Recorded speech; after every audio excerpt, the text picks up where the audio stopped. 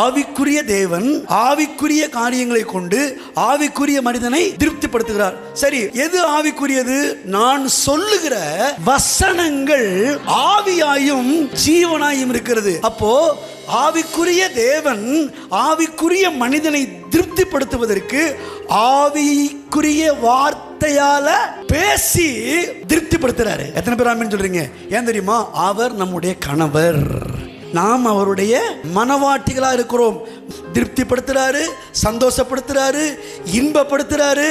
அவர்கிட்ட வந்த ஒருத்தன் கூட திருப்தி இல்லைன்னு போனதே இல்லை. அப்படியே மனரம்யமா போறாங்க பாருங்க, ஊரையே கூட்டி வந்துட்டாங்க. அப்படி ஆளைய மாத்திடுறாரு அவர் அவருடைய மனவாட்டியை. அப்படியே மாம்சத்துக்குரிய இந்த மனுஷனும் மனுஷியும் மாம்சத்துக்குரிய சில காரியங்கள் மூலமாய் மாம்சத்துக்குரிய மனைவி புருஷனும் ஒருவரை ஒருவர் சந்தோஷப்படுத்துவதும் ஒருவரை ஒருவர் திருப்திப்படுத்திக் கொள்வதும் ஒருவருக்கொருவர் இன்பங்களை அனுபவிக்கிறதும் தேவனுடைய திட்டமா இருக்கிறது.